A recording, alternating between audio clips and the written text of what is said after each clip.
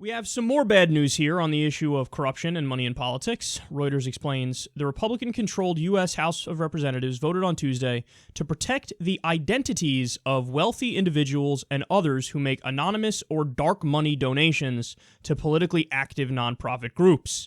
The measure, which drew lobbying support from billionaire industrialist Charles and David Koch, was approved in a 240 to 180 vote along party lines. Okay, so this is actually a really interesting story because it shows you the main difference on this issue between Republicans and Democrats. And when I say that, I mean, yes, even those shitty corporatist center-right Democrats that we often destroy on this show. The Republican Party is really the 100% sellout party. Their whole point is to be a front group for corporate America and do their bidding. And they're on the record. They just voted this way where they said, no, we don't even want transparency when it comes to money in politics and corruption. We want legalized bribery and we want anonymity for the people who bribe us. So there are certain ways to donate, certain dark money channels to donate, and we're going to allow complete anonymity for that. And that means that when we do the bidding of these donors, you can't even trace it back to the people who gave us money because you don't know who gave us money. So that's the Republican position. Just complete and utter anarchy of money in our political process, which makes us just a full-out oligarchy.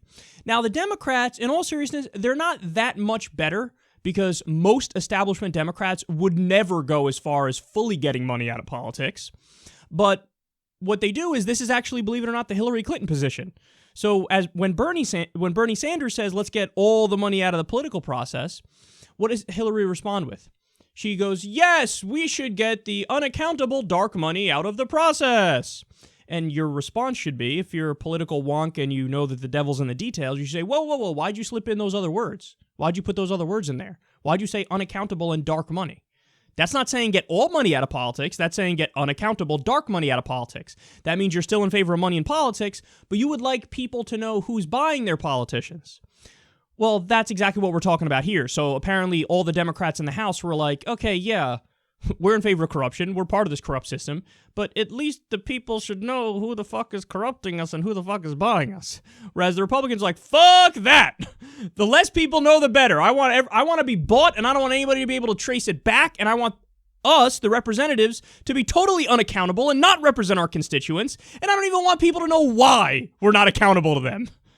So this is the main difference right here. Now, again, obviously the Democrats don't go far enough. Just the idea of, shining light and getting more transparency for unaccountable dark money, that's not enough, but it's a start. And here you have the Democrats doing the right thing in this rare instance on money in politics, and the Republicans just 100% being wrong. And this shows you what we're dealing with. These are your two options in the U.S. political system. You have the Democrats, who by and large, again, are also corrupt, 80% corrupt if I'm pulling a number out of my ass. But at least they say, okay, I want people to know who's buying me. So there's got to be transparency laws to show who's donating. And the Republicans are like, no, we want to keep you in the dark as we're bribed and as we're massively corrupt. Well, we got to go further, man. We got to go further. Obviously, it's better to have the Democrats and the Republicans because at least they're slightly, better on this issue. But the real answer is getting a constitutional amendment to mandate that private money can't be in elections. So when you do that, you have this thing called clean elections. And when you have clean elections, which is publicly funded elections, that means that the politicians are much more likely to represent the public. Why? Because the public, those are the people who are funding them. Now, if it's the private donors funding them, they're much more likely to represent those private donors.